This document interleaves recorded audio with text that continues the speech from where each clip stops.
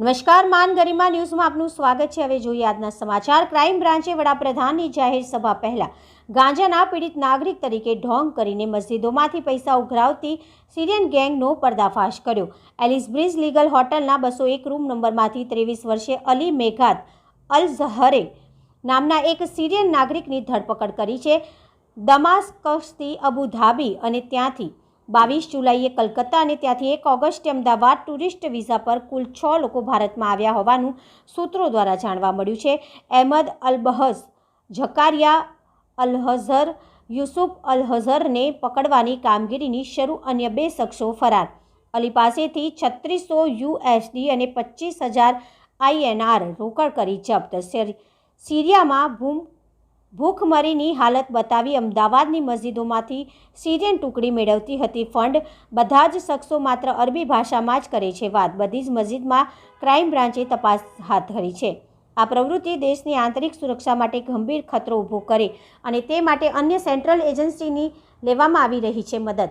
Fund online અને રોકડ સ્વરૂપે લેવામાં આવતું હતું। શરીર પર જે જખમોના નિશાન અને મોબાઈલમાં છે પેલેસ્ટાઇનના બદહાલીના વિડીયો। તેઓ વિઝાના નિયમોનું ઉલ્લંઘન કરી રહ્યા છે અને શંકાસ્પદ ગતિવિધિઓમાં સામેલ હોય તે દિશામાં આગળની તપાસ હાથ ધરવામાં આવી છે। એકઠા કરેલા પૈસાનો ઉપયોગ કયા હેતુ માટે થઈ રહ્યો છે તે બાબતની તપાસ ચાલુ છે। આ કેસની તપાસ રાજ્ય અને કેન્દ્રની એજન્સીઓ કરી રહી છે। ક્રાઇમ બ્રાન્ચ અમદાવાદનો એક માહિતી મળી હતી કે 4 માણસો અમદાવાદનો અલગ અલગ વિસ્તારમાં ફરી રહ્યા છે। આ અલગ અલગ મસ્જિદોમાં જઈને મૌલાનાઓ પાસે અને મુસ્લિમ સમાજ પાસે જઈને પેલેસ્તીનીઓને કે આ પેલેસ્તીનથી આવ્યા છે, ત્યાં બહુ ખરાબ હાલાત છે, ત્યાંથી ફંડ ભેગા કરવાનું છે, એવી રીતે આ લોકો પાસેથી પૈસા એકઠા કરતા હતા અને આ લોકો ફક્ત અરેબિક ભાષામાં આ મૌલાના જોડે અને ત્યાં મુસ્લિમ સમાજ જોડે વાતો કરતા હતા। ક્રાઇમ બ્રાન્ચની અલગ અલગ ટીમો ક્યોંકि અત્યારે માનનીય વડાપ્રધાન સાહેબની પણ વિઝિટ છે, કાફી હાઈ એલર્ટ મોડ પર હતા, તો ત્યાં એનો ટ્રેક કર્યો અને ગઈકાલે room number 201 regal residency Ellis bridge પાસે એક જો શંકાસ્પદ માણસ હતા અલી મેઘાત અલ ઝહર, રહેવાસી દમસ્કસ સિરિયાનો, એનો ડિટેન કર્યા, એની પૂછપરછ કરવામાં આવી તો ખબર પડી કે આ 4 જણા હતા।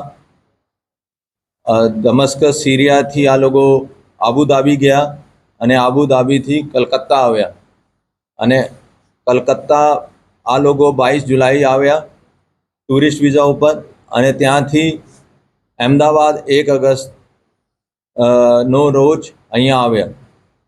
એના પાસેથી 2 મોબાઈલ, જેમાં વોટ્સએપ નંબર એનો સિરિયાનો છે અને 1 મોબાઈલ અને સિમ કાર્ડ એને કલકત્તા પર આપણે પાસપોર્ટ ઉપરથી લીધું છે।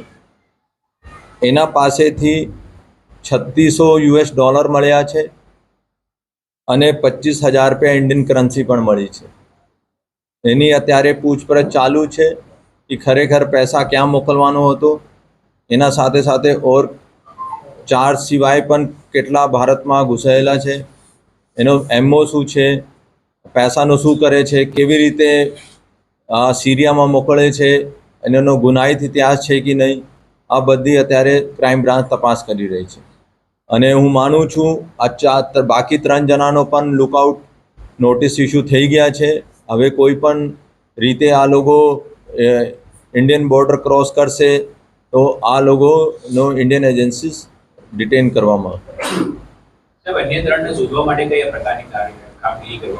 આ બાકી 3નો અમારે પાસે ફોટોગ્રાફ્સ પણ મળી ગઈ છે, પાસપોર્ટ નંબર પણ મળી ગયા છે અને આ 3નો પણ અમે બાકી એજન્સીસનો શેર કર્યા છે અને મને લાગે છે કે ટૂંક સમયમાં આ 3નો પણ ધરપકડ કરવામાં આવશે।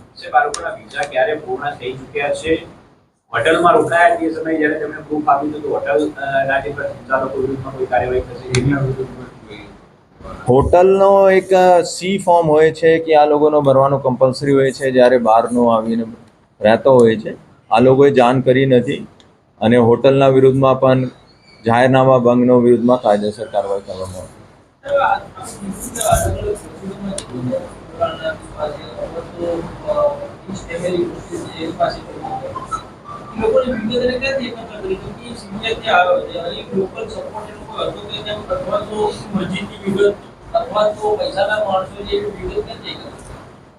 તો ઓનલાઈન પણ આપણે અમદાવાદમાં કેટલો મસ્જિદો છે, કેટલા મંદિર છે, ક્યાં છે, આ બધું ઓનલાઈન મળતી હોય છે. અને એનો મોબાઈલમાં પણ એવા ટાઈપનો સર્ચ છે. અને કોને કોને મળ્યો આ તપાસનો વિષય છે, કે આ તો પહેલાં તો આ થોડી ભાષાનો પ્રોબ્લેમ છે. આ ના ઇંગ્લિશ સમજે છે ના હિન્દી સમજે છે, પર ભાષાનો તો અમે ટ્રાન્સલેટર મળી ગયા છે. અને મને લાગે છે આ નાટક પણ કરે છે કે એનો ઇંગ્લિશ યા બીજા કોઈ સમજમાં આવતી નથી. અને અત્યારે તપાસમાં કુછ સહયોગ નથી આપતા. તો પણ એનો ક્યાં ક્યાં મૂવમેન્ટ રહી છેલ્લા 20 દિવસમાં મારા કંટ્રોલ રૂમનો સીસીટીવી પણ અમે ચકાસી રહ્યા છે અને બધી મસ્જિદોમાં મારી ક્રાઇમ બ્રાન્ચ કોન્ટેક્ટ કરી રહી છે.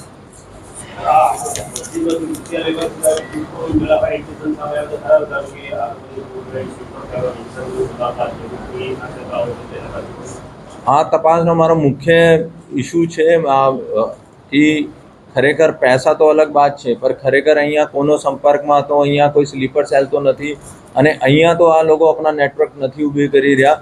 આ એક મેન અમારો જાણવા માંગીએ છીએ. એના માટે મેં બાકી એજન્સીઝનો પણ મદદ લીધી છે. અને હું જે એવી રીતે કીધું કે સીસીટીવી ચકાસણી કરી રહ્યા છે, એની છેલ્લા 20 દિવસની અમદાવાદમાં મૂવમેન્ટ ક્યાં ક્યાં કોને કોને મળ્યો, આ બધું અમે તપાસી રહ્યા છીએ.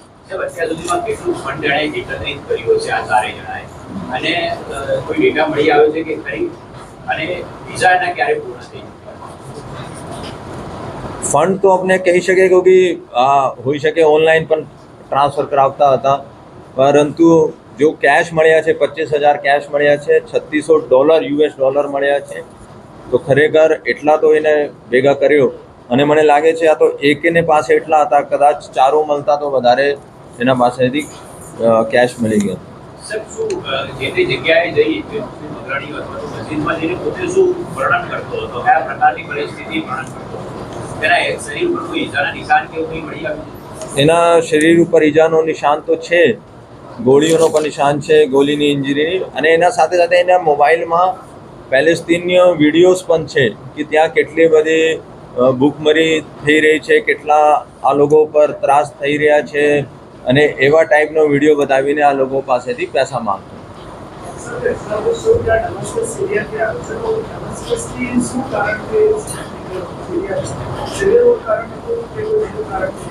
અત્યારે તો આવી ગઈ છે કે ત્યાં સિવિલ વોર છે, અમારી પાસે પૈસા નથી, એના માટે આવ્યા હતા. અને ખરેખર અમે પેલેસ્તીનિયનનો અમારે થોડા ફંડ ભેગા કરવાનો છે એના માટે. अब 22 जुलाई को भारत में एंटर होता है और 1 अगस्त को अहमदाबाद आता है.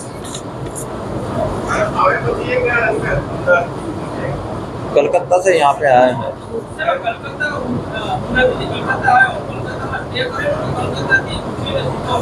ત્યાં સ્ટે કર્યો છે. અમે એક ટીમ ત્યાં મોકલી રહ્યા છે અને ત્યાં પણ તપાસ કરો.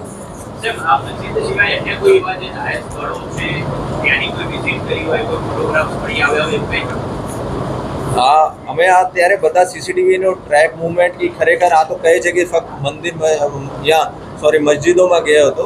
ખરેખર જેવી આપણે કહ્યું કે એને કંઈ રેકી કરી છે, ક્યાં ક્યાં સ્થળ પર ગયો હતો, અત્યારે અમે એનું બધું નહીં અલગ અલગ રૂમમાં રહેતા.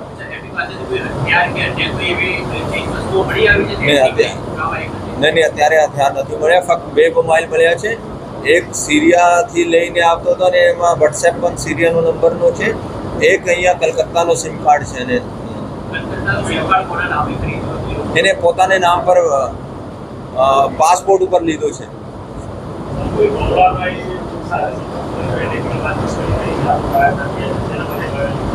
અત્યારે વધારે એની કલકત્તાનો તો નંબર જો લીધું છે એમાં વધારે કોલિંગ અને નથી, પરંતુ જો સિરિયાનો નંબર છે એનાથી વધારે આ લોકોનો કોલિંગ છે.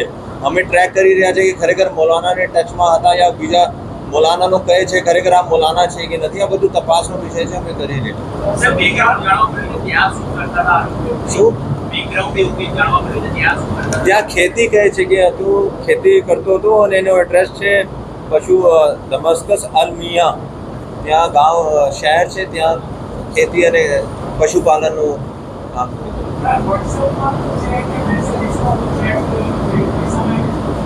વોટ્સએપ મેં વધારે એને ડિસઅપિયરિંગ મેસેજ ડાલ્યા છે અને જેના કારણે વધારે માહિતી નથી, પરંતુ અમે ટેકનિકલ ટીમની મદદ લઈ રહ્યા છે ને કે કદાચ કોઈ ડિલીટ કર્યા હોય એના માટે.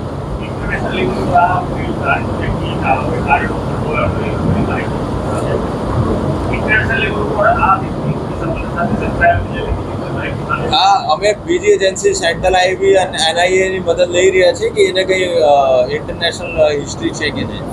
અત્યાર સુધીમાં કઈ શંકાસ્પદ મળી આવી છે કે કોઈ ઇલીગલ એક્ટિવિટીઝ અથવા તો કહી શકાય કે આતંક વિરોધી આતંકવાદી એક્ટિવિટી સાથે સંકળાયેલો હોય એવી અત્યાર સુધીમાં તપાસ મળી આવી? क्योंकि એટલા ફંડ લઈને આવ્યા છે એનો છે, અહીંયાથી ડોલર ભેગા કર્યા છે શું છે.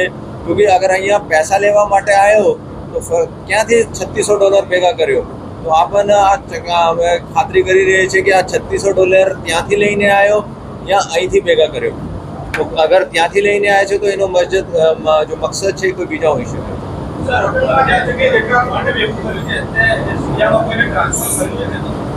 અત્યારે એનો અમે જેટલા પેમેન્ટ ગેટવેઝ છે એના સંપર્ક કર્યા છે કે એને કંઈ કદાચ કોઈ ફંડ ટ્રાન્સફર કર્યો હોય તેની વિગત આપો.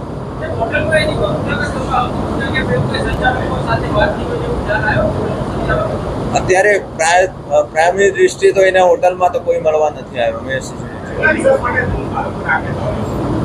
આ ડેલી એક્સટેન્ડ करता હોય છે ऐसा